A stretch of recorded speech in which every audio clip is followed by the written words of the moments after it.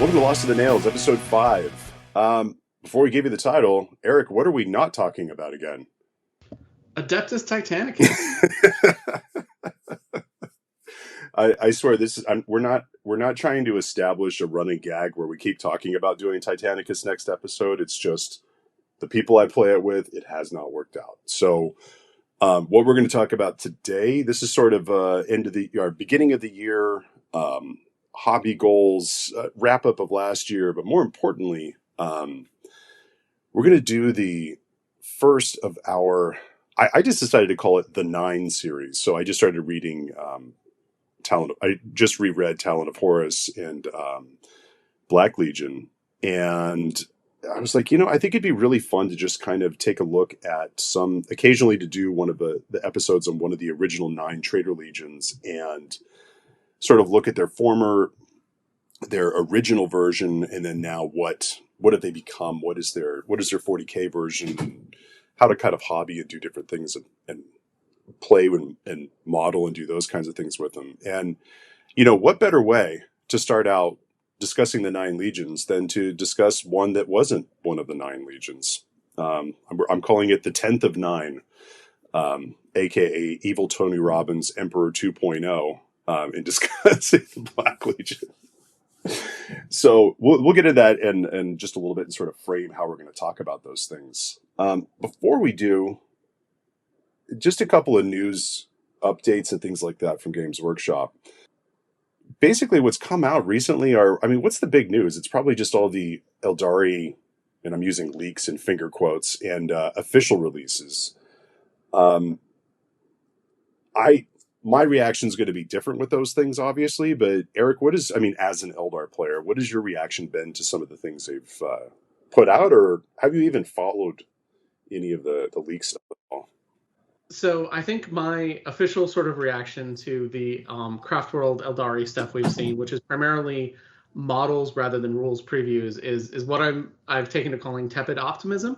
Mm-hmm. There's nothing that really lights me on fire in the way that like the Sisters of Battle release or the Black Templars release did, where I look at a unit and I'm like, I love it, and I'm going to need 3 boxes of it, and I don't even care what the rules are.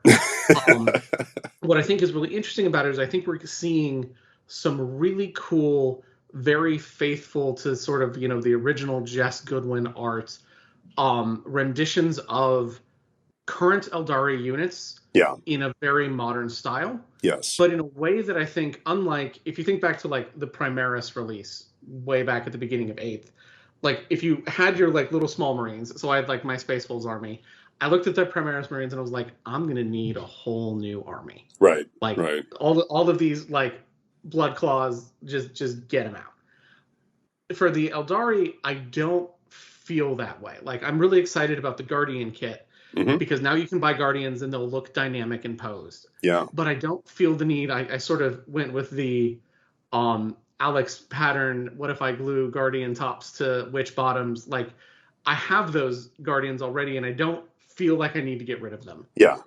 Similarly, I don't feel like the Dark Reapers. They're great. I really like them. I actually really like the faces. I think that it's sort of justified to have this sort of abstract, simplified face in a set of armor that's supposed to be this sort of iconic caricature of an archetype rather than like, this is my face. Yeah. So like I love them, but I've got 5 Dark Reapers already, and they're converted Eldar Corsairs. I don't feel like I need those models in the same way that like I felt like I needed like the Sacrosanct for the Sisters of Battle. I was like, I just want girls with shields and spears. That's amazing. Yeah.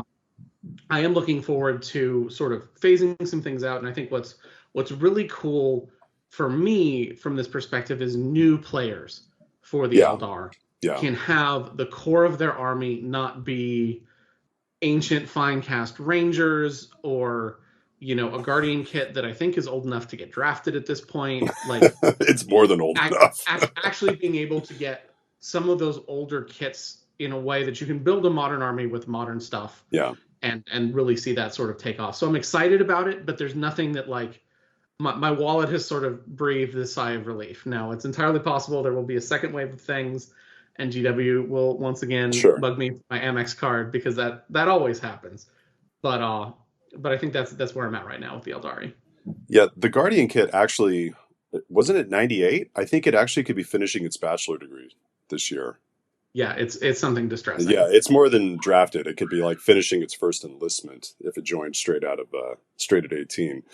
Um, yeah, I honestly I had really had the same reaction. Like initially, I remember I was just looking at pictures and I was like, well, the sculpts don't look that different for the Guardians. And then somebody did a side by side and it had the faces on it, and I'm like, oh dear God, yeah, that's quite a jump. But again, I'm kind of in the same boat too, where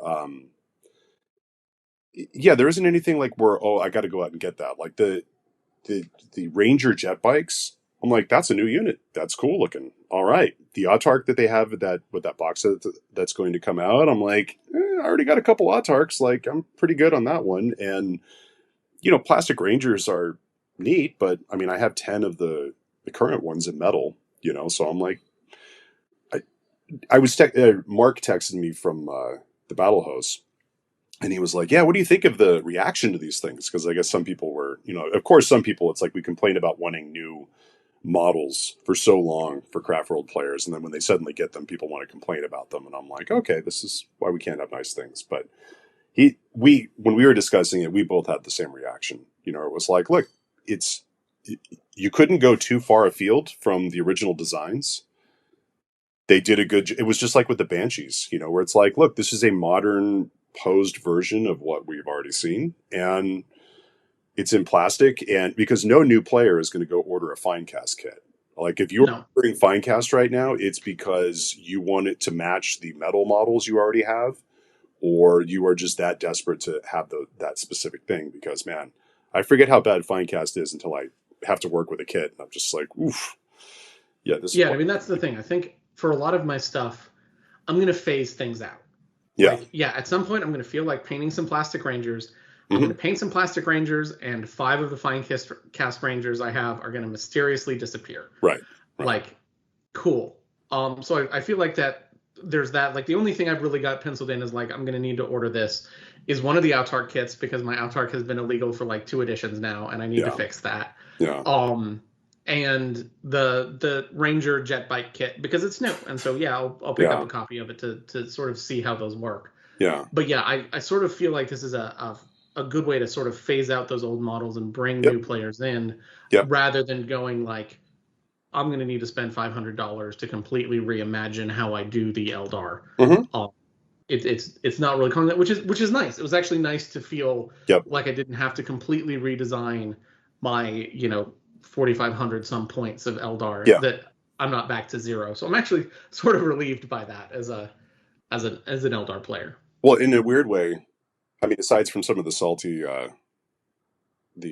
salty ones online, I'll leave it at that. I was going to call them something else, but it was going to sound a little offensive.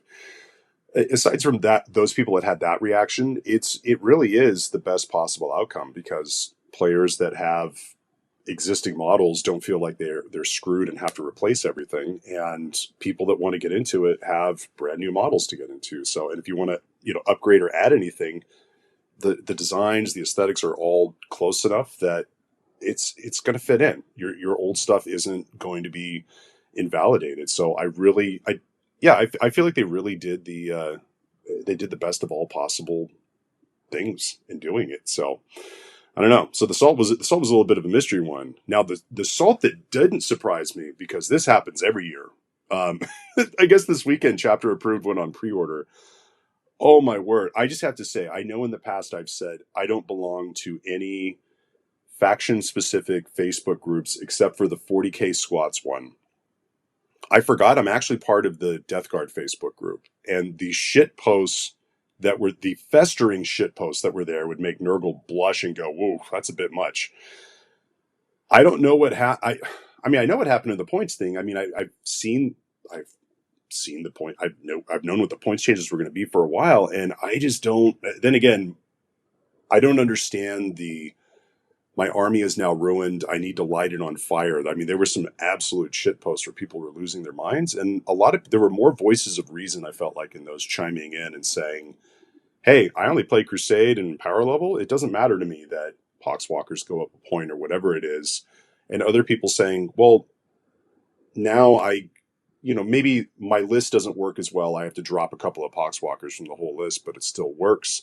And then other people that were just like, it was kind of funny. There were some people that were kind of missing the point and saying, well, now it seems like I need to put Plague Marines on my list. And just to let that sink in for a second, I'm like, don't you think that's kind of what they're doing? I mean, if Plague Marines are not getting used in a Death Guard list, what are we doing?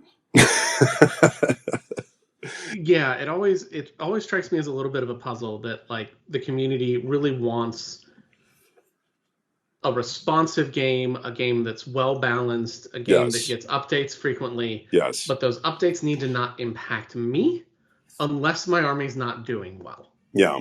It's sort of an interesting thing. Somebody characterized it like years ago as like, scissors is fine, paper needs a nerf, I play rock. Right. Is a very sort of stereotypical take for it. And I think it's just, there's going to be some things that get tuned one way or another. Yeah. There are some lists that are conceptually going to get harder than other lists. I think we saw with some of the points updates and restrictions for AdMech a couple months ago. Yeah. Like they looked at one guy's army and were like, yeah, you can't take that anymore. Yeah. And like that's I don't think we're there with it really anybody yet. And yeah, like if conspicuously no one's putting the Death Guard in their Death Guard army, yeah, GW is going to want to make that a little bit appealing. And there's only so many sort of dials they have access to. Yeah. And the easiest one to reach is points changes, Yeah. Data slate changes are just hard. Yeah. And so I think it's a thing that is going to exist. And I understand getting a little bit upset when you're like, man, but my army does this thing and now it does it a little bit differently. Yeah. Or have to drop a thing, or like I'm just sort of waiting for my 3 Crimson Hunters to not be able to take the field except in enormous games. Yeah. Those sorts of things are all things that definitely like do impact you as a player, but they're also things that have been happening consistently. Yeah. For now years. Yeah. Expect change. The army you have will never be the same. Right. You're not, it's not a deck building game. Right. You don't have a deck and that deck will work and you never have to change it. Yeah. Like, you're going to have to adapt to things. That's how the sort of moving meta works. And my usual advice on that is always don't chase the dragon. Right. If you feel like there's something where you're like, man, I can win a tournament with this one cool trick, don't do that because it's going to go away. Well, unless you want to win the next tournament. Unless you want to win the next tournament, but then don't be upset when the next tournament after that's illegal. Right. Yeah. And I think part of my reaction to that is, one, not being a competitive player that, I've put in, reps and trained and built the models and done all this stuff for a very specific thing to do a very specific thing. But like you said, I mean, if you're a competitive player, that's part of what you understand is that something's going to be at the top or something's going to be the optimal and more obvious choice only for so long. And, like you said, I think you said it in 8th edition. You were like being at the top of, I remember when we had you on Splintermine years ago, you were like, yeah, being at the top of 8th edition is a scary place to be as far as like with the adjustments that were made. The nerf bat's coming for you. And sometimes it misses. The Jakari have dodged it a couple times as they do. But like, it's definitely a thing where GW isn't looking at like the mid-tier list going, man, these really need tweaking. Right. But if you're at the top of the heap, like know that you're not necessarily going to be at the top of the heap forever. Right.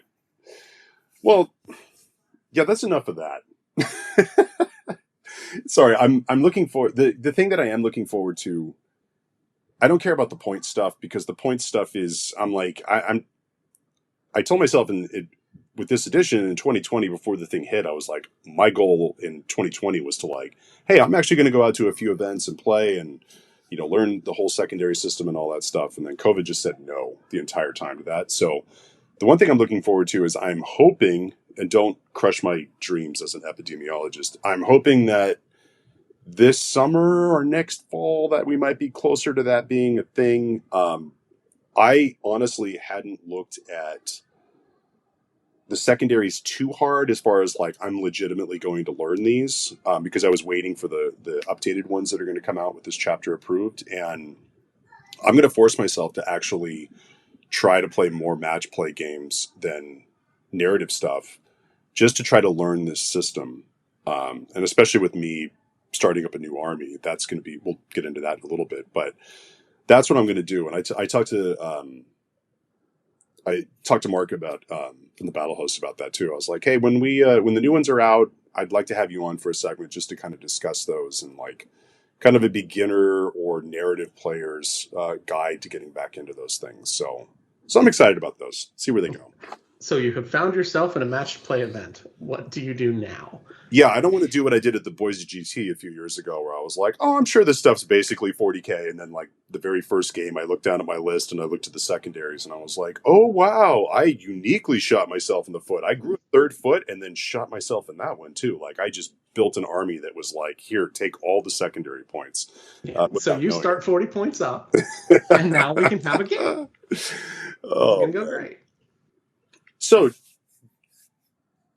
aside from updates and everything like that, this discussion isn't just the obligatory. It's a podcast. It's the January episode. We have to discuss resolutions and things like that because I'm not a big resolution guy, but I am. Like in the last episode, I did really kind of reflect and focus a lot on what I'd learned from the previous couple of years and things like that. And it really did kind of help to shape what my epiphany continued and kind of worked into this one. I thought here we could just take a look at what, they always say new year, new army. This year I'm like new year, new what? Take a look at what we wanted to do last year, what we actually did, and what we're actually looking at doing going forward. So, the best laid plans, Eric. How did 2021 go for you? What was your experience, and how is that propelling you into 2022? So 2021 started off slow. I'll admit that. But by about when I talk about 2021, it starts in about July. Yeah. Because prior to that, just bad scene. For a number of reasons.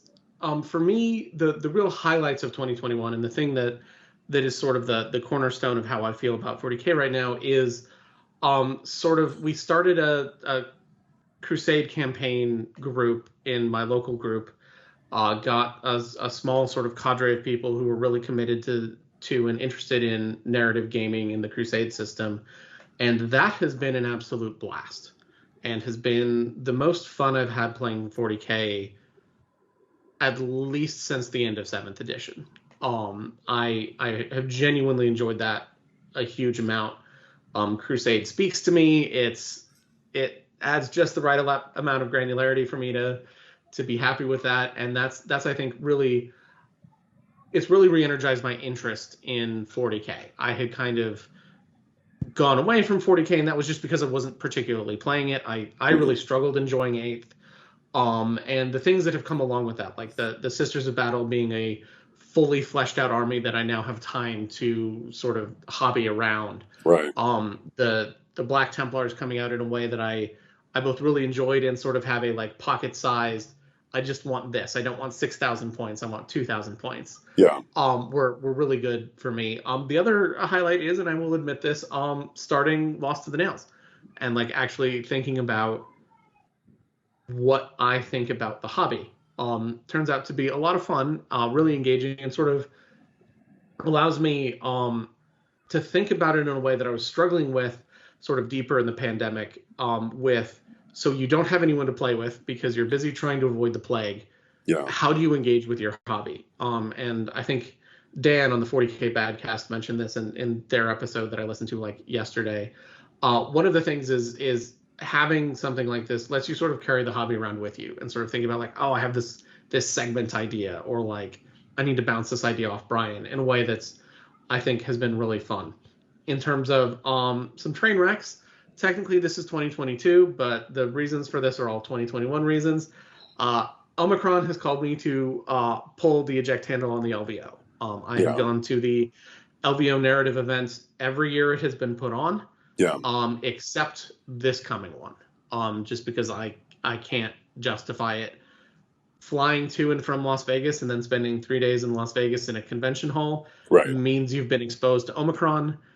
I don't feel like doing that, going back to hotel, swabbing my nose a bunch of times until I no longer throw a positive result. It's just that I think in episode 1 we talked about the risk budget. It's just too rich for my risk budget. Yeah.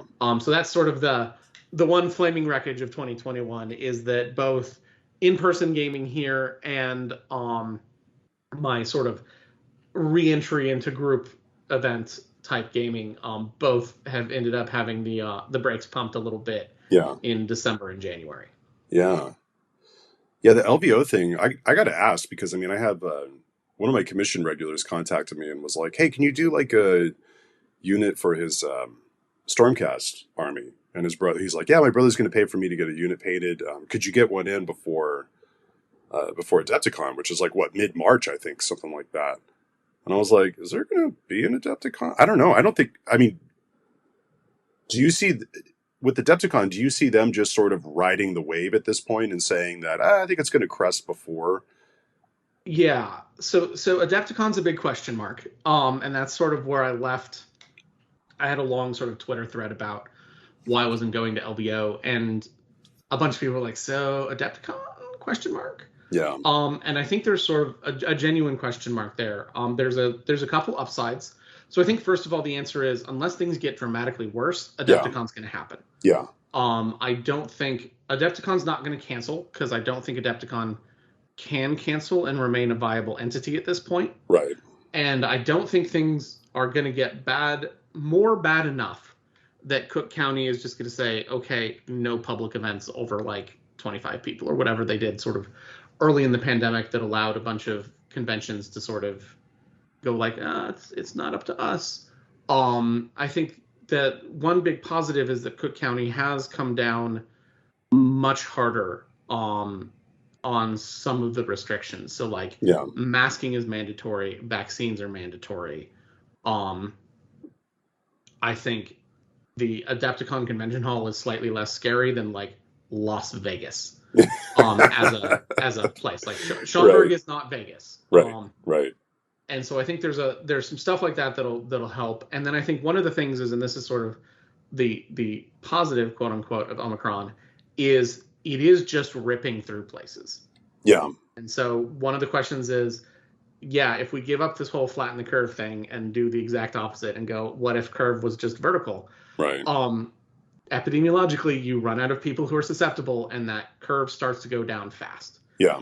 Now that makes all the public health people, the doctors, the nurses, the EMTs, like sob quietly in a corner. Right. But there is that upside, and so I think that's sort of what everybody's hoping and relying on. Yeah.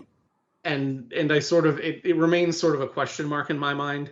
If I was going to Adepticon, I think I'd still have it in that sort of like don't make plans you can't cancel. Yeah. Sort of framework, but I think realistically it's going to happen, and I think for a lot of people it'll be an acceptable enough risk for people to go. Yeah. Yeah, I was joking with other people. I was like, yeah, I think by this summer, we're going to be entering the, especially once like kids under 5 can get vaccinated. I think we're honestly going to be entering into the, I call it the thoughts and prayers phase, where it's just like, look, it is what it is. And at my work, I mean, this ties in, my 2021 definitely ties in with COVID, because I mean, it was, like currently right now, my 25% of my school's out right now. We haven't had any teachers test positive, but we have about 25% of our students that are out either with positive tests or they're unvaccinated and were exposed and have to quarantine type of a thing. It played into my 2022 because, March last year was the last, my note on here just says, I had a Drakari podcast. That was when we did the Codex review, and good God, that was a salty experience. And part of that salty experience was just that I wasn't out playing games and enjoying it. So it was like the entire hobby had kind of become an obligation thing. And I mean, I already covered this in the last episode, so I'm not going to go into it, but I really kind of reconnected with that whole, what the fuck am I doing here? Why do I do this? And I remembered, oh yeah, I really like painting. I really like playing. Um, I might not have the bandwidth to care about as many things as I did before, but the things that I care about are fun and good. You know, like we were talking the other night, where I had that weird realization about my Death Guard. And I come to this all the time, but it's weird how I don't know, it's like it gets drilled further down into my skull, but it's like, I I don't like the background of this army. Like, the backstory of the Death Guard is not appealing to me. Nurgle is not appealing to me, and that's probably the one I'd appeal to me the least during a pandemic where that's ruining my gaming. Um, they're just not, their playstyle isn't my thing. I'm not a slow, grindy, durable army guy. But I was like sitting there painting, and I was like, I think I sent a message, and I was like, I was thinking about making a Discord, making putting a thing on our Discord thing, putting a channel on there that's like shit you can only say when you play blank. I remember I was sitting there and I was like, oh God, I'm tired. And I'm like, you know what? I need to go in there and paint, because I always feel better if I paint just a little bit. And, you know, the next day I wake up and I feel like I'm making progress and all this stuff. And I was like, I have enough energy to just paint the flesh chimneys coming out of the back of my Death Shroud. And that is shit you can only say when you're playing Nurgle. And I was like, Death Guard are just, they're fun to paint. Like, they're rewarding from a painting standpoint. And I'm very much a batch painter, but I'm also like I'm going to paint all of the teeth and horns on these 5 models. And if I get done with that, I'm going to go to the fleshy mutations. You know, like I pick a thing and I just take it through all 5 stages that I do with shading and highlights and all this sort of stuff. And I don't have to care about Death Guard. And I think that's why I enjoy them. And that's the thing that I'm trying to take into the next year, is just making sure that whatever stuff I'm doing, that I enjoy it. It doesn't feel like, Death Guard don't feel like an obligation to me, even though I'm almost done with every single model that I own, which would be like one of my rare 40K armies that's, quote, done. You know, and that point I can just add stuff to it and have fun with it, you know? So for my year, I mean, the other hobby highlight was putting the microphone down and then taking some time off from it and realizing what I enjoyed about doing it and starting this show, you know? So that part's been fun. So for this year, I want to just keep doing this, keep doing whatever interests us. Eventually, next episode, we're finally going to do Titanicus, which very much interests me. I promise. I promised last time and the time before too. But the other thing is, I'm doing this. Well, I'll get into my goals in a second. Do your goals first. Sorry, I realized I was just stepping on your lawn there. No worries. So really for 2022, I've thought a lot about sort of what my goals are, and you know, every year I make goals, and then every year I fail to keep those goals, and so maybe this year I stop doing that, and maybe I don't. But what I really want to do this year, and this is something that I sort of experienced working on the Black Templar, trying to get to LVO, panic painting those guys, is there is a pleasure in having something be done. That you're like, there are these 5 guys who are all painted and done, who go in their transport that is painted and done. And I have been, for the past 2 years, sort of indulging in atavistic hobby ADD. And I sort of want to quit that, because I have a lot of this. Actually, there was a professional conference I went to a couple years ago that someone at it, who was being kind at the time, was like, yeah, you have a lot of really interesting presentations that never turn into papers. And I was like, oh, I do. Because I get sort of like 90% of the way there. I get that first figure that's the main result. I present it, and I'm like, okay, I'm bored now. On to the next thing. Yeah. And I'm doing the same thing with my hobby. And what I want to do is make sure this year, I've called it the year of finishing projects. So like, I have a squad of literally just need edge highlights and an oil wash assault intercessors. Just get those done. I have 2 invader ATVs. One of them is done and one of them is half done. Just get the unit done. Yep.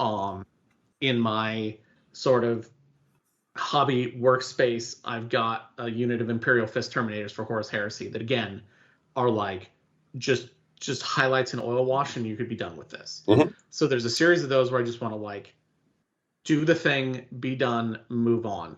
Yep. Because what I find is if you let that sort of stall, and this is where I end up being, you come back and you're like, okay, but where are all the arms? Where did the arms go? Yeah. And then you can't Yeah. find the arms, or like you've changed how you paint a little bit, Yeah. and you're sort of revisiting those things. And then the two sort of large sort of cornerstone projects for me for that are things that are currently sort of sitting there and I want to get done is I have a wrecked void ship table that I'm working on. That's sort of a scale agnostic. It's a small wrecked ship if you're playing 40K, and it's a big wrecked ship if you're playing Titanicus. Yeah. I have that, and then I have a Titanicus scale airfield table. Ooh. And I want to get those done. Yeah. So that I can just put them together and just be like, here's the airfield table. Yeah. It's finished. Put it in a box with a piece of masking tape that says airfield. Yeah. And just have that be done. Yep. Partially because if COVID continues, I want to be able to host games at home. Right. And if COVID doesn't continue, one of my sort of post-COVID, post-tenure treats to myself has been the idea of like maybe exploring doing narrative events and sort of putting my money where my mouth is there. Yeah. You got to be able to put tables together. Yeah. Yeah. And so having those tables or something, and again, like I have the parts to the wrecked void ship literally sitting in a bin in need of painting. Yeah. I've got one landing pad for the airfield fully painted, one that's literally comes in 4 pieces. I've got 3 of those pieces glued together, like just finish things. Yeah. And that's really my goal for 2022 is to go through the backlog I have and just finish things. Yeah. Man, that's a hell of a goal. It just reminded me of my it reminded me of my final failure of 2022 that wasn't a failure in that, and this isn't just me spinning a negative here. When we talked last time, I was like, hey, I have a legitimate shot at painting everything that I bought this year. Literally the next week, my shoulder said no. And I mean, my shoulder said no to the point that like it hurt so bad that I couldn't sleep. I'm a side sleeper, and it hurt so bad that I couldn't sleep on either side, kind of a thing. And I just kind of accepted that and moved on. But there's this weird piece that I came to. I said this to you the other night. It was kind of funny. I came to this weird conclusion. This is going to sound dumb because this is a grown adult who's been in this hobby for 30 years, whatever it is. I came to this stunning realization that all of these things are inanimate objects that I owe absolutely jack shit to. There's like sentimental value in some models or whatever, but models that are unpainted aren't an obligation. I've had a lot of chaos stuff dumped on me over the years, and I'm like, all of those unassembled 3rd edition chaos models, I don't need to do any of that shit. That needs to get bagged up and given to my students so they can practice painting on them. Because this year, well, the other thing that kind of spurned this as well was that, damn it, Sky is so good at getting me into games. Herrick Games has been open on Thursday nights. Sky's been going in there on Thursday nights so people can play. There's actually like a group every other week that plays Warhammer Fantasy Battle, but otherwise it's 40K at least every other week or whatever it is. And they were playing Kill Team, and the new Kill Team game is fucking good. They were playing it, and I watched it, and I'm like, okay, I know the whole triangle, circle, square thing, but this actually makes sense. It works. But I was looking at it, and I was like, I can actually get a quick little kill team ready, and this is the thing that I also want to do for an army. So for this year, I just decided that I want to do a new army, and I want to do a new army that's all sculpts that have been done in the last 2 or 3 years at the most, and just work with that. So we'll get into this in the second half of the episode, but yeah, I'm going for the ultimate ADHD painter army. I got to do a Black Legion army. It's just I just got to do it. I mean, there are some bits I'm going to keep and things like that, but I'm going to do it, and I'm going to try to lean on the Emperor's Children Slaanesh side a little bit harder first, because I've secretly tried over the last 25 years to do a Emperor's Children army like 3 times and failed every time, and this way, if I do a couple of units and they're in mostly black with, just enough pink for plausible deniability, if I end up playing an Emperor's Children actual army, that's what I'm going to go towards. And other than that, I'm just not doing a whole lot of, I don't have a lot of projects to finish up. I mean, other than my Death Guard should be done, and I plan on getting a Apocalypse game in with them with Jonathan, the guy who was on the first episode, as soon as Omicron stops, skull fucking Central California, or them skull fucking themselves. But yeah, that's me. That's it. I'm just going to keep it simple. Just keep having fun doing this show, and I'm going to paint a Black Legion army, and that's it. And I think that sort of epiphany you said is actually a really important one for the hobby. Like, these are toy soldiers. They're objects. Yeah. You don't owe them anything. No. Like, I've got some things that I'm like, but like, there was going to be a really cool conversion before they nerfed that particular thing in that particular book. Yeah. That squad moves on. Yeah. It's done. Yeah. And I think that's important. Yeah. If it doesn't spark joy, give it away or throw it away. That's my 2022. So I just mailed off 5 probably slightly too heavy boxes of books to Noble Knight Games because they buy used books and stuff, and a bunch of it's old 40k codexes because I really loved the 5th edition Marine Codex when it came out. I don't need it. I don't care about it. Go away. Yep. Like, unless it has sentimental value, or like this is something that you want to be able to like go, like this was the greatest version of this. Yep. Move it on. Yeah, like I keep all the Eldar codexes and I'll keep Chaos stuff.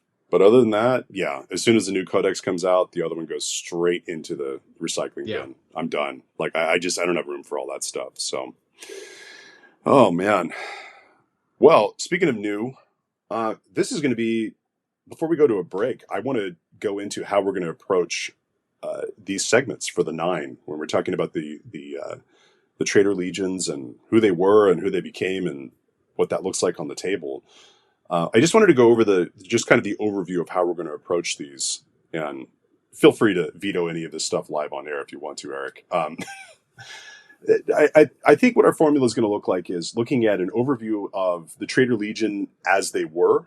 So look at what was the unit prior to unification with their Primarch, who's their Primarch, how do they shape the Legion, tactics, signature units, and Horus Heresy gaming, because you have a better foundation in that, being more active in the community, and Black Library recommended reading. Then we'll flip over to the 40k side of it and do overview of the legions in their current form, the Legion after Terra, how all of their Primarchs suck except for Evil Tony Robbins, and signature units on the table and lore. And when I say tactics for playing the army, go to Goonhammer. They're going to tell you how to play this army competitively, but it's like, what does this army look like on the table? How do you do that? And how do you translate this army to the tabletop to get maximum hobby and gaming fun out of it and really enjoy it?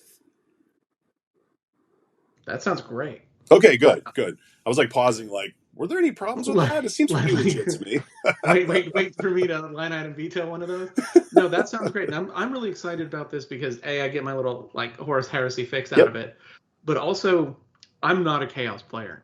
Yeah. I've never been a Chaos player. Like, if you list my armies, I've got Craftworld Eldar, Imperial Fists, Talons of the Emperor, Black Templars, and Sister of Battle. Like, pretty straight edge. Hardcore straight edge. And so I'm really interested in sort of delving into the Chaos side of the hobby, because I know it's something you're really passionate about. Yeah. And it's something the community is really passionate about. It's one of the cornerstones of the setting of the hobby, et cetera, et cetera.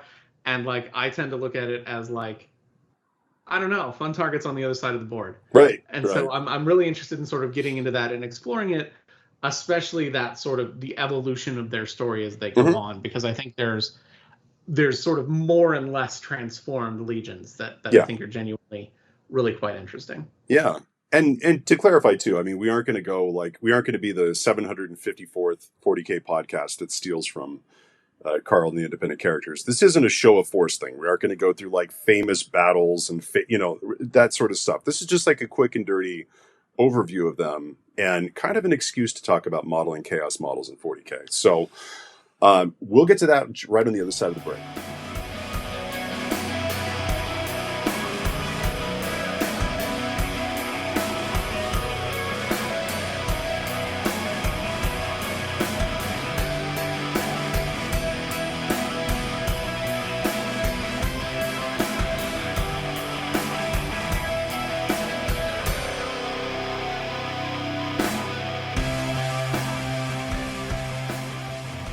So let's get into who the Black Legion kind of were, or at least what I'm going to call the Black Legion's Primarch, his former legion.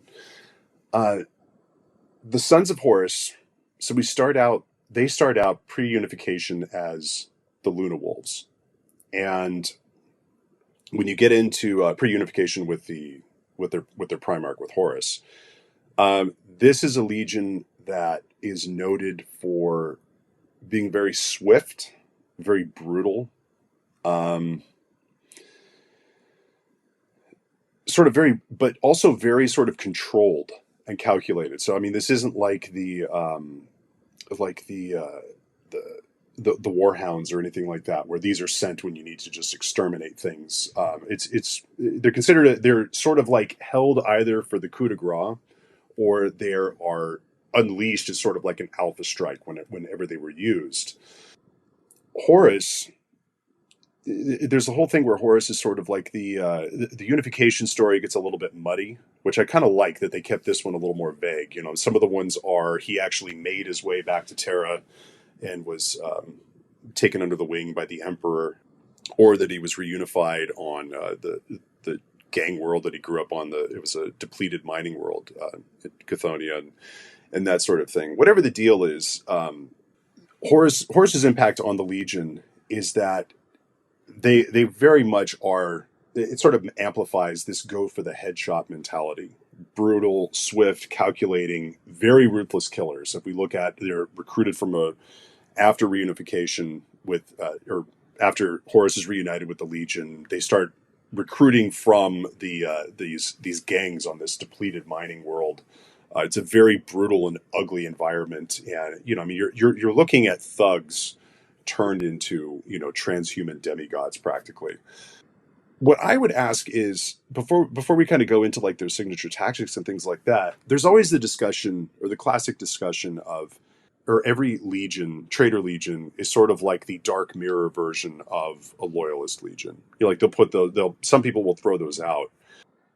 In your mind, would you say that the Sons of Horus are the sort of like dark image of like the Space Wolves, or what do you think on that one? So I think that it sort of depends on how you want to look at the framing of both the Luna Wolves and Horus, and then sort of what era you want to talk about. So true. I think one of the really interesting things for me when you talk about like the impact of Horus on the Legion is, I think ironically the Sons of Horus, aka the Luna Wolves, have the most time with their Primarch. Yeah.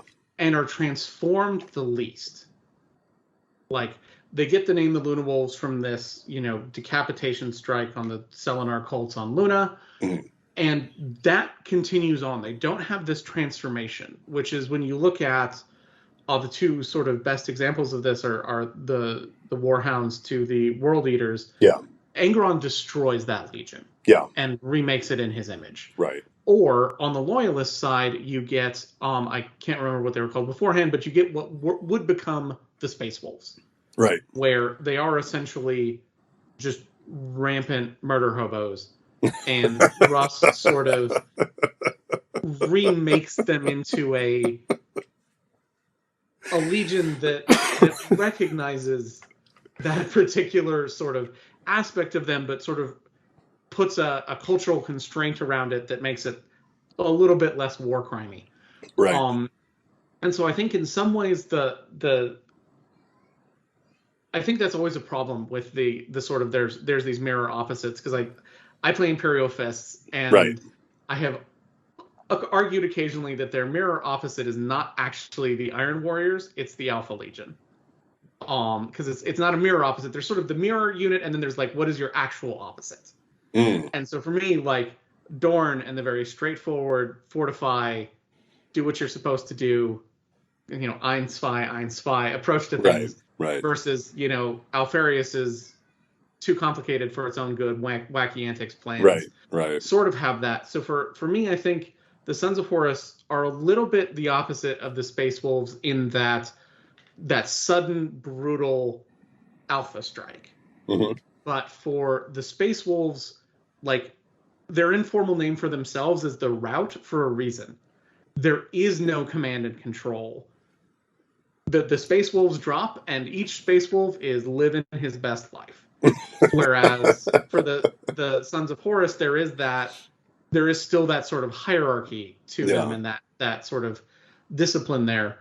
I often think they're sort of also they sort of channel the Raven Guard a little bit, because Mm. the Raven Guard are Yeah. also a legion Yeah. that would really prefer to win this war by Right. just storming the palace and getting this done. Right. Right. The Interesting. Raven Guard do it from coming out of the shadows. Hmm. The Luna Wolves do it from coming out of orbit, Right. but they're both there, and I think there's sort of really interesting sort of parallels you can draw Yeah. to both of those. Absolutely. So if we look at, I mean, without going into a Legion history, God, the Raven Guard thing, that is absolutely spot on, which is funny because the Raven Guard are like one of the loyalist legions that I'm like, I have the least amount of interest in them. And I'm like, the stuff about the tactics of the Sons of Horus in the Heresy Gaming, that really is the Raven Guard. Brutal and swift. I'm going to have to rethink some of my life choices here. Um, so if we look at like in Horus Heresy Gaming, I mean, just for people that don't play them or don't play Horus Heresy 30K Gaming, just to kind of get an idea, some of their rules won't really sound like they translate, but we'll try to do it as best we can. So in Horus Heresy Gaming, you have like the Legion's generic rules, or that can apply. Then you have Rights of War, which are if you take Praetor, or if you take certain consuls, which are like captain level characters that can change. It puts restrictions on your army or whatever. It just adds additional flavor to it. So the just blanket Sons of Horus rules are they can reroll ones for reserves. It's a rule called Edge of the Spear. So this kind of plays into that whole. They're very tactical. Bitter Pride. They can't benefit from any allied warlord traits, which I know in 40K isn't a thing, but in 30K it is, and that plays into the whole thing where they really see themselves as the top of the heap. And Merciless Fighters, they get bonus attacks for each model in the Initiative 1 step. So if you're a 40K player and don't remember Initiative 1 is where things like Power Fists, weapons that would like always sort of strike last, if they outnumber the enemy unit in the Initiative 1 step, every single one of the people in the unit can make a bonus attack right then. So it's that whole like really kind of murder gang kind of mentality and things that they try to do. So there are like some basic Rights of War, which all the ones can take. Like there's one that's like a drop pod assault. There's one where everything has to come in and like everything has to be mounted and armored or whatever the deal was. And there's also different ones where like the World Eaters have different ones where like this is where they've completely lost their shit and they get bonuses when they're attacking people outside of their own deployment zone. It's just them. It's just the Braveheart scream across the field and slam into stuff one. But there's the Black Reaving Right of War, which to me this is the one that I'm building towards with my Heresy army with them. So the units get the Rage special rule when they charge an enemy unit engaged by another Sons of Horus unit, which is they just get bonuses for strength attacks, whatever it is. That's me fudging remembering what Rage even means because I haven't played a Horus Heresy game since since 8th edition dropped. For a while now. Yeah, and Reavers. They can take Reavers as troops, which are one of their signature units we'll get into, and the Justaran Terminators can deep strike. That actually means something in Horus Heresy, right, Eric? Yeah, so unlike in 40K, where the ability for Terminators to come in from reserve somewhere on a table is a pretty ubiquitous thing, and has been, I mean, when people think about like 7th edition Terminators, this was true for that too. In Horus Heresy, your ability to come in via deep strike is much, much more limited. Yeah. It tends to be the result of a Right of War, a special war gear option. Like for a while, it was a big deal that the Imperial Fists could like take teleport homers on basically whatever they wanted. Yeah. So that has, in more recent editions of the Horus Heresy, that has become more ubiquitous. Yeah. But like suddenly your Terminators can deep strike is actually quite important. Yeah. Especially for the Justaran Terminators who are fairly slow because they're wearing cataphracti armor, so there's some restrictions to that. But utterly terrifying if they get into combat with you. Yeah. They are brutal as shit. And My God, they're such beautiful models too. I mean, as far as I used some of them and converted them for my 30K World Eaters army, because with all the spikes and everything, you switch out a head, put in a veteran Mark II head for the World Eaters, and they just look sexy as fuck. They're just glorious units. So if we get into signature units, so like all units in the Heresy, I mean, they have access to everything, but they're going to have, you know, signature units that are made for them. Reavers are one of their signature units, and this kind of goes to that like roving, ambushing gang mentality. And the Reaver units are, they can take jump packs, or they're running around with, you know, chain axes and bolt pistols. Awesome units. Awesome units. Yeah, but just basically better assault marines. Yeah, much better assault marines, and there's things where they can outflank and do all sorts of. They're really. It kind of plays into that whole like just suddenly Sons of Horus everywhere kind of kind of thing. The Gesserit Terminators are, again, I mean, they are the iconic unit for the Sons of Horus. The other one that I think is really interesting is Dreadclaws. So a Dreadclaw drop pod is something that you can take. The Sons of Horus am I remembering this correctly, that the Sons of Horus are the only ones that can take it as a dedicated transport? Yeah. That's one of the other things in Horus Heresy is your access to things like rhinos and drop pods, etc., is not just like, oh yeah, take a drop pod, it's cool. Yeah. That's often somewhat restricted. And one of the things that the Black not the Black Legion, the Sons of Horus got is access to Dreadclaw drop pods. Yeah. Which are more durable, and importantly in Horus Heresy, once they drop, you don't have to just unload from them. You could stay inside. They have flame attacks and things like that can fly around. Mm-hmm. So it's a much more sort of aggressive, active sort of drop pod assault, which again sort of speaks to that just mentality of both sort of this brutal gang warfare idea. And I think one of the big things with the Sons of Horus is building up everything so that like their army arrives all at once, hits you really hard, and then you're outnumbered and things start going worse for you. Right.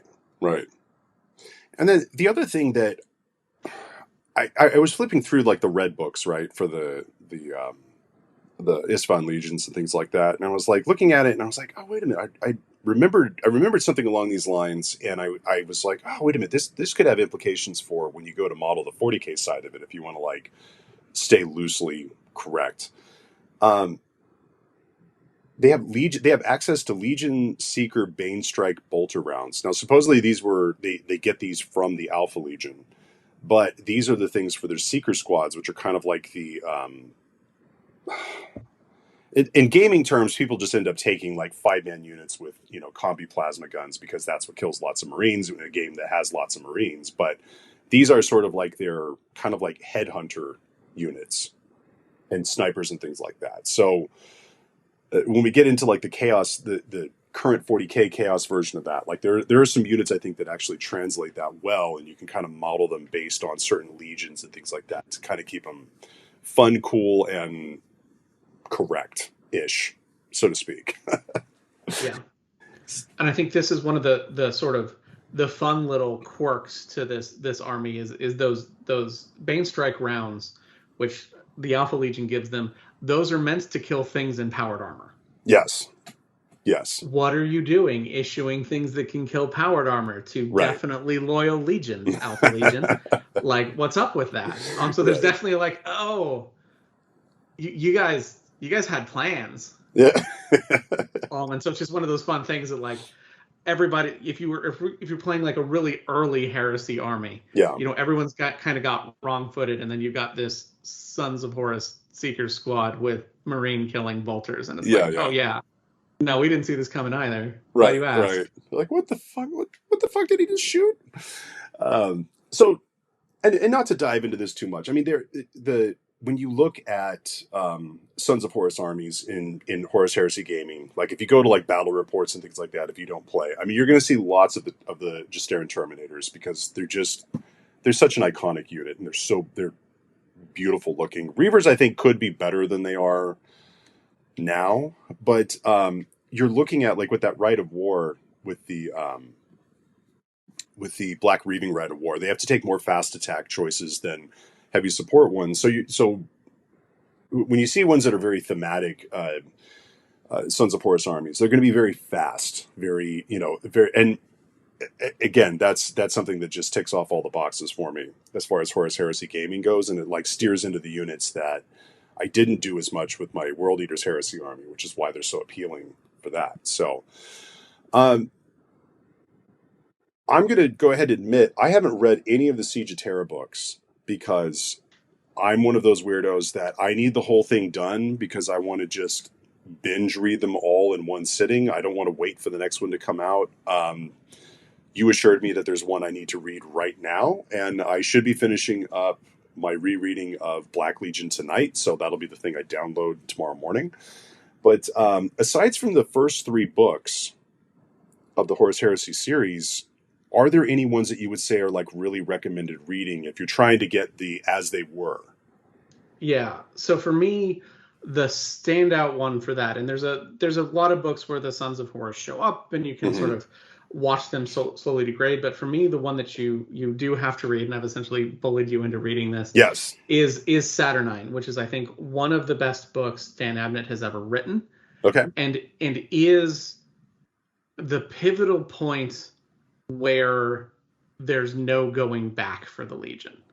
That like the Sons of Horus change, and you start seeing the themes that will come out as they turn into the Black Legion, and as you have this sort of divide between Horus the Primarch and Abaddon or Abaddon the first captain. Right. You start seeing a bunch of those things happen. You start seeing a lot of Abaddon's character as sort of his own man, essentially. Yeah. And I think it's a really well written book, and it's sort of it is that transitional point. It's that pivotal. The Legion can't come back from this. Yeah. Now here's the thing. It was funny. Like as we were sitting here going down the notes, I came to this because I was trying to remember. I've read probably. I'm just going to guess. I've read about 70% of the Heresy books, and that was the thing when I was like trying to come up with this list of readings, aside from the first 3, where of course they figure prominently. Like you were saying, they just kind of show up occasionally and they're doing things, and we know that they are the Legion of the main bad guy, but they are probably one of the least interesting of all of the Traitor Legions, in my mind, as far as like from a story standpoint and motivations and how they're getting to the heresy and all these sorts of things. Which is interesting because to me, when you go to the 40K universe, the Black Legion, which really isn't the Sons of Horus, but the closest thing we can have to it, they are the poster boys for it, if that makes sense. So, I don't know. I think it's interesting that the more that we look at these things, and I'm like, I'm still going to do a Sons of Horus army, but they're kind of one of the least interesting of the Traitor Legions, in a way, from their backstory. Yeah, they show up a lot in the Horus Heresy book as Horus's command staff. Right. So you'll have, some guy and his squad there to lecture, a perfectly functional Iron Warriors unit and be like, guys, we need you to get moving. Right. Like kick it up a notch. Yeah. And so they tend to do that. There's some, they feature pretty prominently in Wolfsbane, which is where Leman Russ attacks the Vengeful Spirit, but it tends to be they tend to be very distributed. There tends to not be like, oh yeah, this is going to be the Sons of Horus book.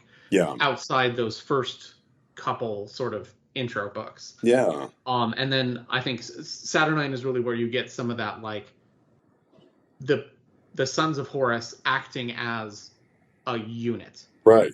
Right. There's little hints sprinkled in elsewhere. So like there's a very early scene, I think it's in Solar War, where you have they've entered the solar system, and you get to see essentially Sons of Horus conscripts who are just like basically just up jumped gangers in powered armor, and they're not okay. I got it. And like so you get to see things like that, but I think Saturnine is one of the best sort of portrayals of them, and is one that informs their future. Right. As they become sort of both this sort of shattered Legion after Horus falls, and then start to form the core of the Black Legion. Mm-hmm. So, from Shame and Shadow Recast and Black and Gold Reborn, what happened? So let's just sort of review, because I mean this is part of our formula here for looking at the Legion. So immediately after Terra, and I'm calling it Daddy's big fuck up. Like all legions, I mean, they sort of fall apart. When you read Black Legion, or Talent of Horus, you really sort of see the fracturing of the Legion, splitting apart. You have the whole thing where the Emperor's children raid the tomb world where Horus is at, and they go to clone him, and there's a great shove a lightning claw in the guy's chest and say, you're not my dad," or whatever the hell. Just yo, you're not my dad. You're not my dad. It was awesome and comical at the same time. But let's get into the Black Legion. So this really isn't. This is what I really love about them, is that they aren't the sons of Horus, despite, I mean, their leader being, of course, the first captain. And by the way, I almost wanted to do a secret side deal with you where we alternate how we pronounce Abaddon, just to give people with OCD something to hate for a while. But Abaddon is it's interesting to me, because the more that when I'm reading this book and the more that I'm looking at it, the more I'm like, this guy is. If you look at the original Legions, all of their Primarchs have their imprint on the Legion. Part of it is, the genetic, part of it is temperament, but it's also their hang-ups and vices that sort of get magnified as they go along. So you look at the Emperor's Children, you have Fulgrim's drive for perfection and the vanity of this guy and having to be the best, and sort of all that stuff sort of taken to 11. The World Eaters being a really extreme case where the guy just, redlines him and drives him straight into the side of the mountain on fire. Horus's impact ends. I mean, if we look at the Black Legion, because they aren't a continuation of it, this is why I'm calling. How did I say it last time? Did I say Abaddon? This is why Abaddon is what I'm going to call the best of the Primarchs. I'm going to call him AKA Emperor 2.0, AKA Evil Tony Robbins. His imprint on the Legion is message, and it's a spiritual thing. Be your best angry self, and don't be a slave to your gene sire's vices, kinks, and genetic hangups. And I don't know, and going back and reading these books, it's just fascinating how he really is a better Primarch than any of the other ones were, as far as going into the 40K thing. I don't know, am I blowing that up too much, or is that? No, I think it's a really interesting thing, and you can. This is where I tell you to read Saturnine again. Yes, you can see that sort of. There's a couple different sort of narratives of first captains of the legions, and so you have classically you have Typhus and Mortarion, who just at the end of the series just fucking hate each other.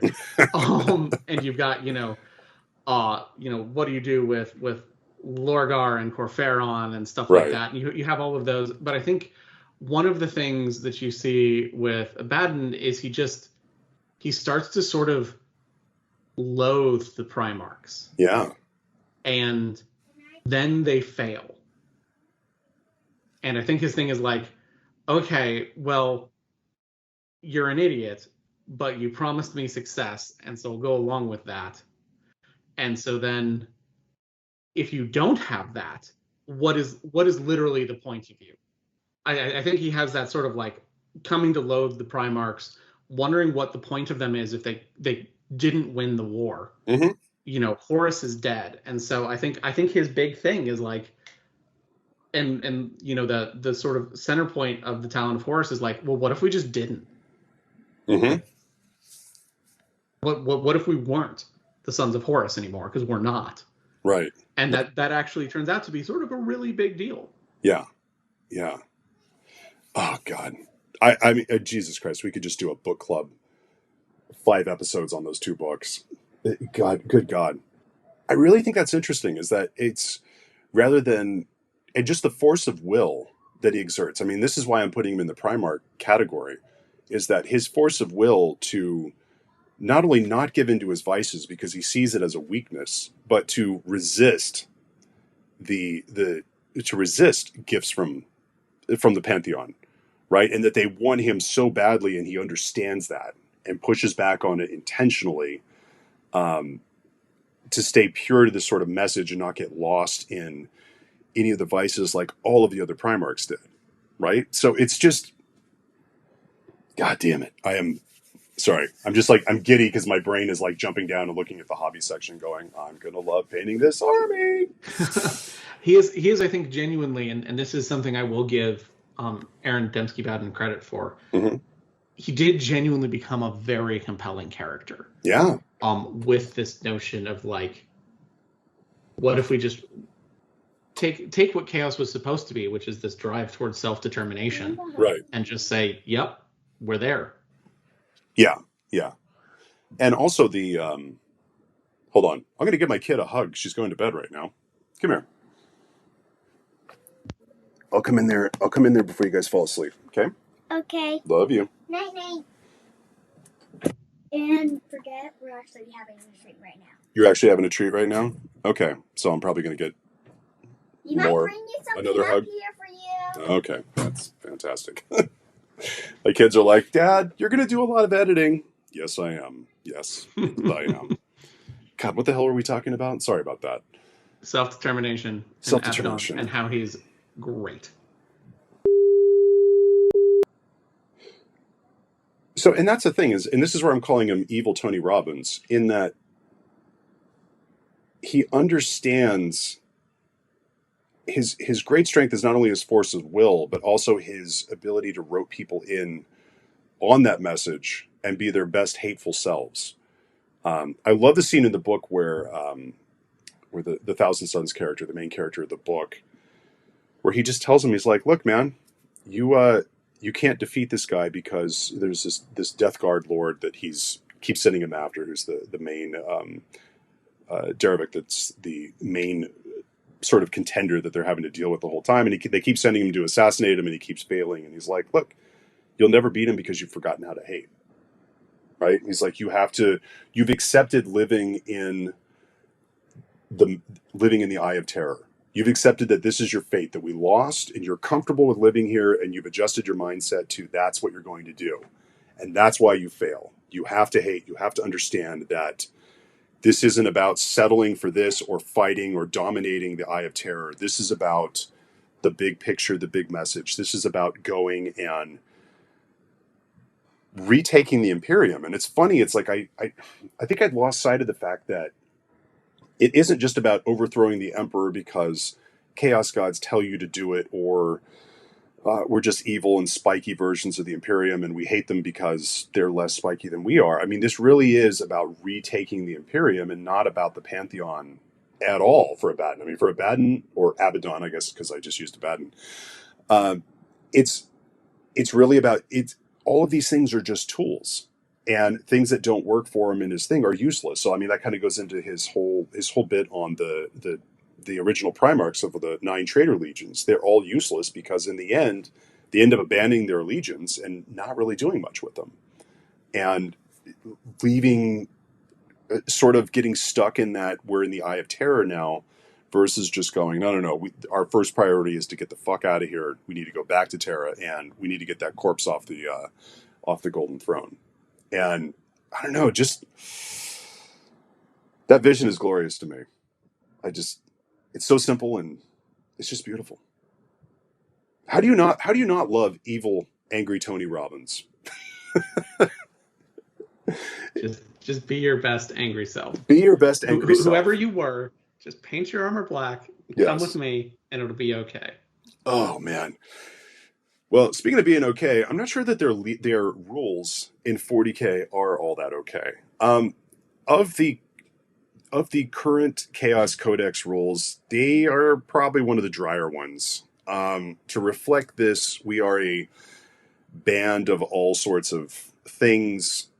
You run into a weird thing where, okay, they were trying to. It looks like they were trying to give a nod to the old Sons of Horus stuff. Meanwhile, trying to make something that'll work if you want to like sprinkle a little bit of Thousand Sun units or whatever it is. Their 40k rules are not great. You get +1 leadership, and you can treat rapid fire weapons as assault. +1 leadership ain't all it's cracked up to be. And rapid fire as assault, it sounds really good, but if you have 10 Marines that are with bolters that are advancing, that means they're going to get 10 shots. You know, this isn't you rapid fire on assault mode or anything like that. It's all right. It is what it is. Signature units, and this is where the unit gets interesting to me. You know, in the fluff, it's always, you know, the Black Legion Terminators. You know, that's always the thing they're going to do. That was a signature unit in 30k. 40k, Terminators are going to feature prominently, and any army that features Terminators prominently is always going to be a win in my book. Signature units in practice, though, I just put caps lock. Yes, you can do whatever the fuck you want with these guys, and that's what I love. Fluff correct army builds, also yes, you can steer into any direction that you want to, and that's the part to me that is so. That's the part that makes this so juicy for me, as far as like from a hobbying and modeling standpoint. What I'm looking forward to with this is, like I said, I started out with I had a box of the new Chaos Space Marines, and I was like, okay, let me see if the old Emperor's Children, you know, sonic weapons work on them, and they do. It takes a little bit of pinning and whatnot to make them work, but they totally work. And the realization I had in doing this from like a hobby standpoint was that I can decide I'm going to steer into the Emperor's Children side of it, or Slanesh Noise Marine side of it for a little while, do a couple of units of that, and then it's like, okay, I'm good. I'm going to add some corn stuff now. And you get to really just kind of play around a little bit. And I think the part that appeals to me is I'm a bits hoarder, and I'm a guy that I will pull out a bit and take a look at it and go, wait a minute, if I combine it with these 5 other things from different armies or lines or whatever it is and shave off this and do that, now I have a better insert unit. Look, is that there are enough cross-compatible parts from the Heresy line that I feel like I can, you know, if I'm going to do like a unit of just regular Chaos Space Marines or a unit of Noise Marines without sonic weapons, I feel like I can go in and get like the veteran heads for Emperor's Children. Or I can go in and get, you know, sprinkle a couple of those things in, put like Mark III helmets on some of the units, and you're like, this is going to be more of my, obviously, these guys came from like the Iron Warriors or that type of a thing. And from that standpoint, I think this is an army that is really built for collectors and people that like to just do a lot of variety of modeling, with the color scheme being the thing that ties everything in. Just make sure you put enough black and gold. And, you know, my Emperor's Children are going to have like a, you know, magenta pink colored shoulder pad on there somewhere that's going to, you know, make it stand out a little bit more. But it's also for plausible deniability in case I want to continue doing units for that and actually make an Emperor's Children army. So, yeah, I'm pretty excited about these guys. The sort of interesting... I think that's the sort of interesting hobby aspect to the Black Legion. Yeah. Is I think the... I was bringing you something too. A chocolate chip. Okay. Thank you. I got a chocolate chip and I got some Sour Patch Kids. Cool. Just getting snacks. Fucking editing for days, bro. Editing for like fucking days. A good snack drop. Yeah. Okay, I'm just going to start that bit from the top. Please do. So I think that really is one of the most interesting sort of fluff to hobby parts of the Black Legion. Is I think the worst way to make the Black Legion is just a collection of former Legion troops, where you're just like, this is my, like, definitely clearly Emperor's Children. These are my definitely clearly Iron Warriors. These are definitely my clearly, you know, World Eater guys. But to have those sort of subtle callbacks where like, no, these are Black Legion troops. It's not just sort of a clown assembly of different armies, but there's just that little piece that says X Emperor's Children. Right. There's just like, yeah, those guys with the chain axes, those are some pretty gnarly chain axes. Like, right. And so I think there's a lot of things that you can do sort of pull those things in that make it look really good, give you variety without ending up with just like, this is, Chaos Marines, assorted. And I think that's the real challenge is to sort of thread that needle and be like, no, these are Black Legionnaires. Right. But right. but they have a heritage. They have a past. And I mean, I think that's such a big thing with the Black Legion, is this sort of moving forward, but recognizing, the whole veterans of the Long War thing. And I think that's one of the really interesting parts of it, is how do you do that? And then you can shift, if you want a really, if you're really digging magenta and pink shoulder pads, you can have a almost all Emperor's Children Black Legion army, and it's still a Black Legion army. Yeah. And then you can add something else to it, and you can sort of mix and match and sort of morph those things around. Yeah. Which I think makes it really compelling as a hobby project, and dangerously the kind of thing where you're like, yeah, and this is how I ended up with 6,000 points of Black Legion. But as a fellow strategic bits reserve hoarder, yes, I am sympathetic to the like, oh man, these are really dope chainsaws. Yes. So that's the part about Black Legion that is so appealing to me. Is one, it appeals to the hobby ADHD, where like, oh, I want to steer into the Emperor's Children for a while. I can do that.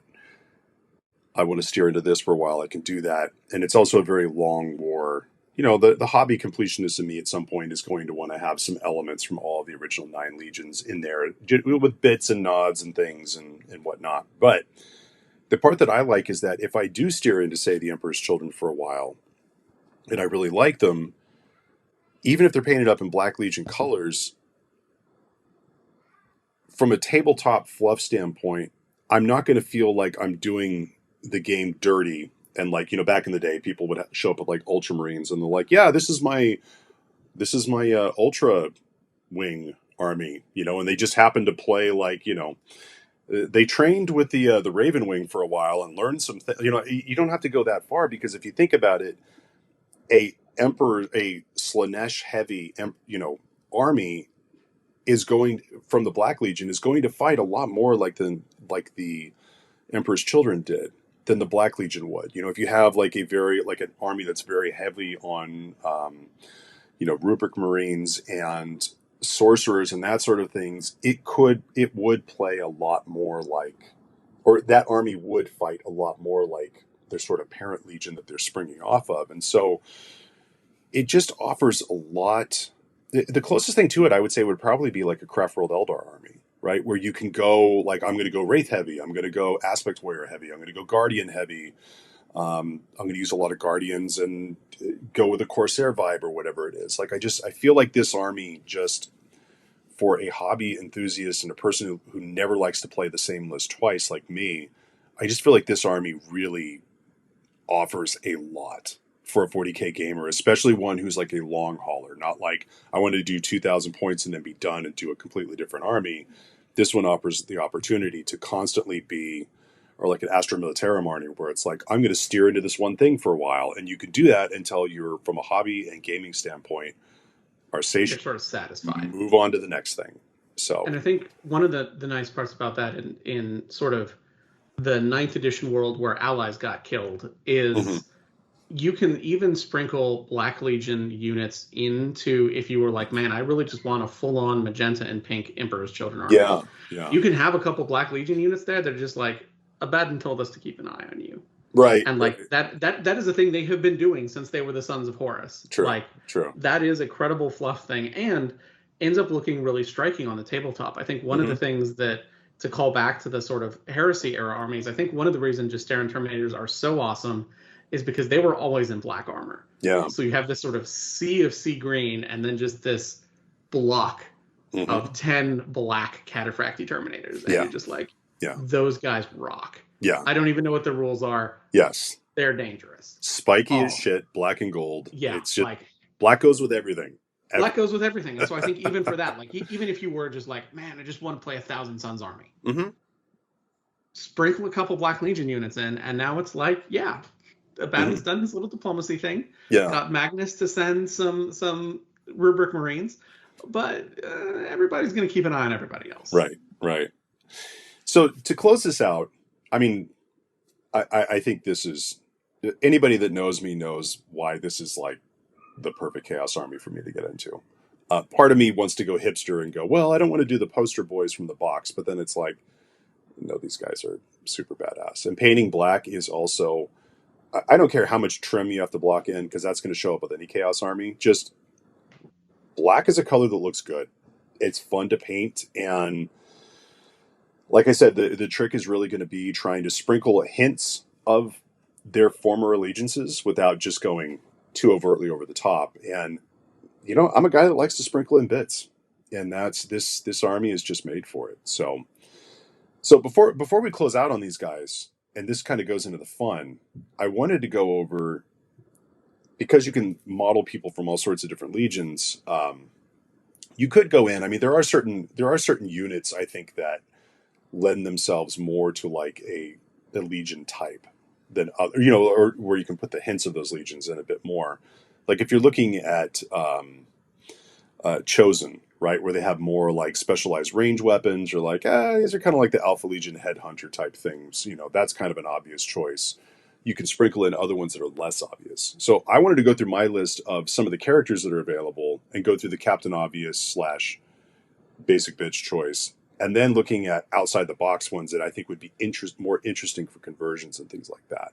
So if we start with the Sorcerer unit, I mean, Chaos Lords, obviously you can do from any of them, but with the Sorcerer, the obvious basic choice would be, okay, this is a, Tzeentch Thousand Suns thing. For you, what is the outside the box choice? So for this, I wrote literally anyone else. I think the Thousand Suns are just so easy to reach for, but like a former Death Guard sorcerer, like those guys are dangerous, and like Typhus and his crew drunk pretty deep from the warp. If you wanted, a word bearers type who's less chaplainy and more just like, I'm going to stab some people in the chest and demons are going to come out. You've got, Alpha Legion. Like, it's hard to say Tzeentch isn't a fan of the Alpha Legion. Right. Like, right. I think there's a lot of choices there and a lot of different options. And so I think, like I said, like literally anyone else, maybe not the World Eaters, but like, right. like literally the world is your oyster. There's a platter before you. I know there's the one thing that everybody reaches for, but like consider something else. Yeah, I mean, could you go? I'm trying to think, like from a fluff standpoint, could you actually go a former World Eater, right? So one that from a force where they aren't split up, they don't have the nails. I don't know. You could that seems like you would have to do a lot of mental gymnastics and explaining that people don't want to listen to. I think you would have to do a little bit. Let me talk to you about my level 19 paladin. Yeah. So they were warhounds, and they were deployed really far away, and they never made it back. But then they got here, and we're like, oh my god, everything's wrong, and then they had to run away again. Yeah. Like you could do it, but there's a lot of like, and then. A lot of glancing over at the door, and that's a lot of. And you're like, my dude, it's turn 2. Right.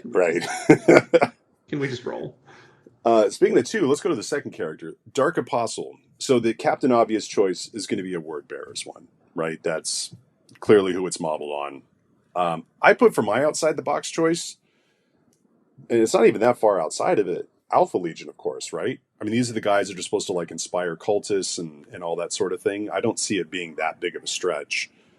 The Dark Apostle one, you probably could put literally anyone else as well, correct? I mean, because like for Khorne, you can do a Blood Priest or whatever the hell the thing is. You could do a Blood Priest or something like that. For the Emperor's Children, you could do a sort of, descent into anarchy and sort of excess.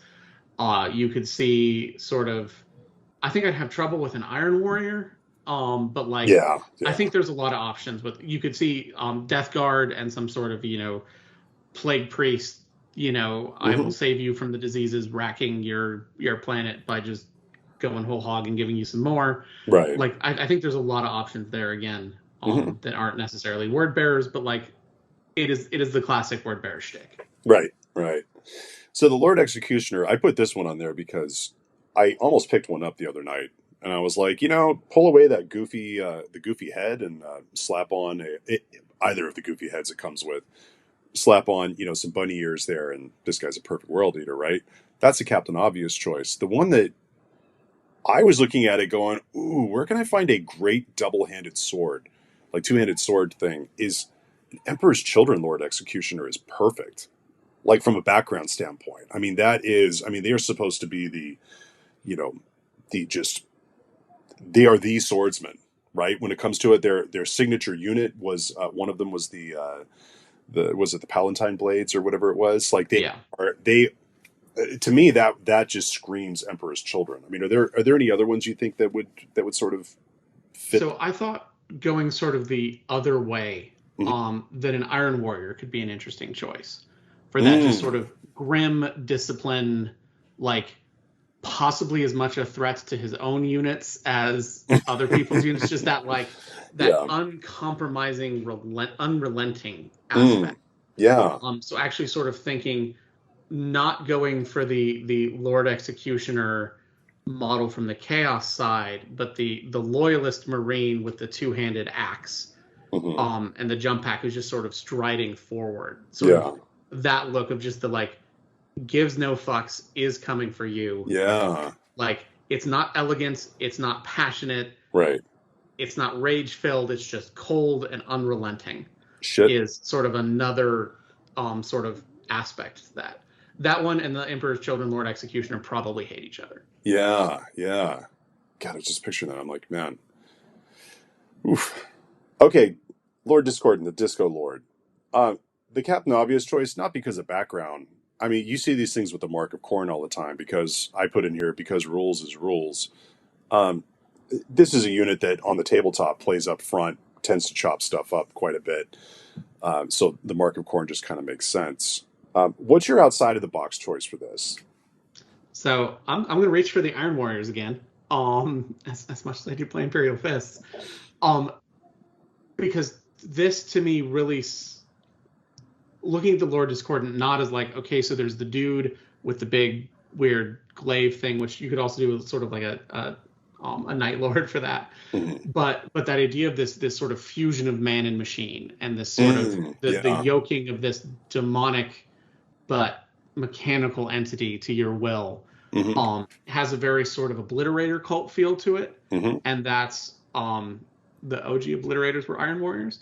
And Hmm. so I think there's sort of pulling some of that aspects to it. That sort of monstrous mount has to come from somewhere, and you Yeah. had to build it and bind a demon to it and tame it, Yeah. and that feels to me like a very Iron Warrior thing. And the nice part about them is you can put any mark you want on them. So you could be like, it's Yeah. an Iron Warrior with the Mark of Corn, Right. and that Right. way rules is rules because they are upfront and choppy.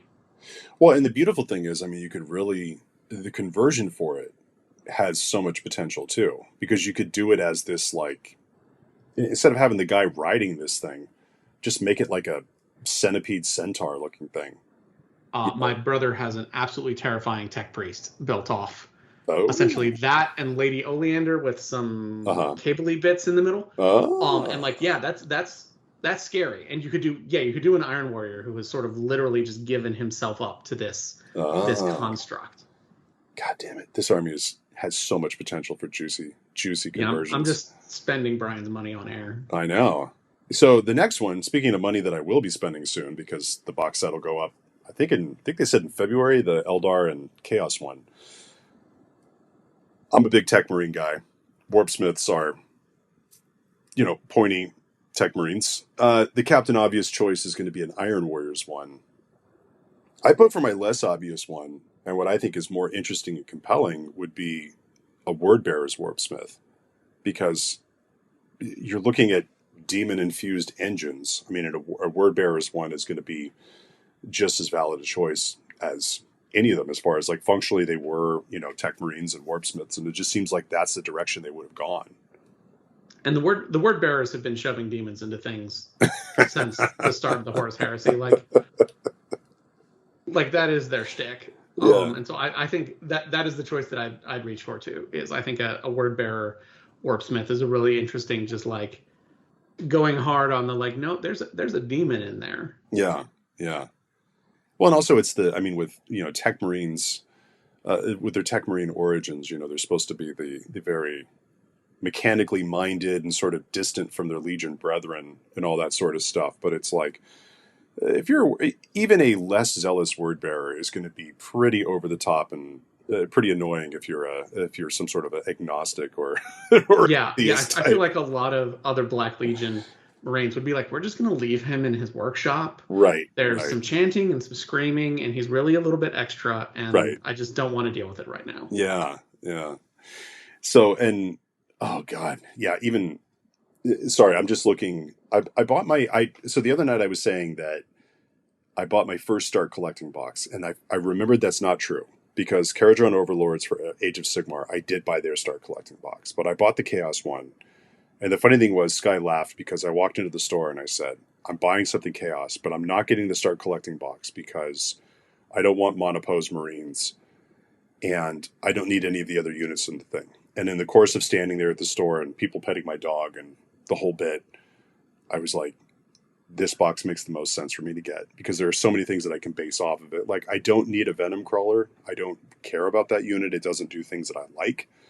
But as I'm looking at that unit, I'm like, oh, you cut the little football helmet off the back of it and then flip it around and make that the front and put a Demon Prince Centaur thing on it. And I'm like, you got yourself a pretty awesome Iron Warriors Demon Prince. Yeah. You can work off of that. And I don't know. I mean, the old stuff that I have for Chaos that I'm not going to just throw at students and tell them to learn how to paint on them. There are a lot of parts and things like that where I can really see this is one of those armies that if I'm going to build the army towards conversions I want to do, but also with, thinking about match play and the new secondaries and those things, hoping that in, the summer or fall that everybody's done coughing on each other and dying, that I can get out and play these guys a little bit more. It's I know it's interesting. It's like this army is will be kind of like the best of both worlds as far as like satisfying that creative itch that I always have when I do an army. And when I lose that itch, that's when those armies stall out and I just don't care anymore. But being able to sort of have that flexibility to go in any direction you want, rules wise, and all of it being perfectly valid. I don't know. I'm excited about this army. I'm really excited. I'm excited to see where it goes. Yeah. And then excited to put it to the sword with my Black Templar someday. Yeah. Well, yeah. Once people stop dying, man, you definitely gotta. Yep. This we're actually clearing this room out finally, and I have the paint. It's a Sherwin-Williams OC28. It's Collingwood, and Collingwood is apparently. I found out we have a north facing, which is why every cold gray looks like it's blue in my house, and apparently when you have a north facing, it brings too much of the blue out. So this is nobody cares, but I'll have a guest room and you can you can come here and we could run some kind of an event. So I mean, I will happily talk to you all day about how my house is painted all the same color, and depending on where the sun is, it is green or blue or white. Yeah.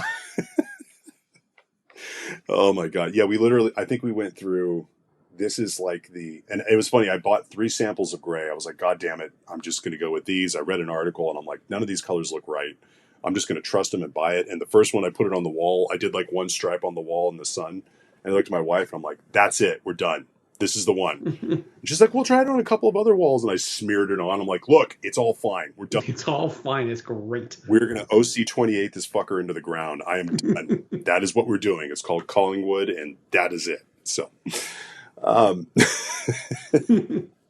well, speaking of that's it for our first. Like I said, the 10th of the 9. This is the Legion that isn't a former Legion. We decided we'll just break the mold on the first one and destroy our formula before we get it established. But I'm looking forward to Black Legion. I'm also looking forward to next episode. We are finally going to talk about your favorite game, and I promise this is going to happen. And if it doesn't happen, you can just quit. I'm hyped. I'm just gonna start lost to the MIU. Mm-hmm. So I hadn't talked to you about this privately, and I can edit this out if the conversation goes really badly, and just put a nice bleep, and you won't know what we were talking about. I'm thinking about, because we did our one of my hobby goals too. I forgot what the hobby goals. This is my big one. I decided that I want to paint a unit a week for myself of some kind, and a unit being defined as this is either a playable chunk or this is a box. So like a Reaver Titan to me qualifies as a unit a week. A Blood Bowl team is defined as a unit, or for 40K, if I do a single character, that technically that's a unit. I'm okay with that. But the one that everybody else can jump in on is on our Discord channel. We actually have the hobby bingo that's in the White Dwarf. Is it 472? Whatever the current one is for January. There's a hobby bingo thing in there, and a bunch of us are doing it. So, I mean, do we just open up the Discord, just make it public? Yeah. Yeah? I say we just, if you're listening to this weird rambling show of ours and want to join us to talk about weird rambling things on a Discord channel, you're more than welcome to join us. I know I've shot a message to some people. There's lots of ways to get a hold of us. I'm on Twitter at VarianceHammer, or Instagram at VarianceHammer, or we have a Facebook page. Just send us a message. We'll shoot you an invite to the Discord. Mm-hmm. We expressly don't have a Patreon, which is how everybody sort of gets out of inviting people to Discords, is they just hook it up to the Patreon. Right. Just let us know, and you're more than welcome to join us. Yeah. I'm on a bunch of Discords, so if you find me there, just send me a message. Like, it's really not very hard to find us. And yeah, you all are more than welcome to join us for Hobby Bingo. It's been remarkably motivating. I've got 3 squares done so far. So I am for a brief and glorious hot minute in January ahead of Brian. Yes. That's going to end real soon, because I have run out of contrived things like Jersey barriers counts as fortifications. Right. And now have to actually paint units, and that's going to slow things down. Yeah, I was joking with Colin the other night when we were our sort of like 3-man text thread that we have going. I was like, people think that I paint really fast and that I'm streaky, but the truth is I will do like, okay, I'm going to do all the airbrushing on 30 models. And then I tend to paint like light colors, like, oh, I'm doing a flesh color on this. Well, I'm going to do that on the other project that I have going. And so I have things where all of a sudden batches will just start getting done in succession that have been worked on one piece at a time here and there. So like I finished 3 Death Shroud, and then like the next day finished 5 Blightlord Terminators. But it's like Typhus has also been getting painted on with this. I've got a character that's been getting painted on. I have Poxwalkers that are getting painted on as well. So yeah, I'm about to blow that board up. But yeah, it's fun. It's fun. Join us, and we're trying to come up with a thing. I was going to announce it on this one, but I need to hammer out more of the details with Sky from Herod Games to try to do some sort of some sort of a discount on like a start collecting or something if you finish a row or whatever the thing is. Come up with some sort of a little thing to keep it going. So if you like good people, support Sky over at Herod Games, your friendly local gaming store that happens to be online. And I stole that from Eric. Yeah, I'm a little bit jealous that actually is your friendly local gaming store. Oh yeah, no. It's quite dangerous to have that 12 minutes from my house. But you know what? Like I said, new army, new year, new gaming store. It's all beautiful. So, all right, everybody. Well, if you want to get a hold of us, you can again, Eric listed a bunch of places that we're at. You can always send us an email to at losttothenails@gmail.com. And we'll see you next month with some Stompy Robots.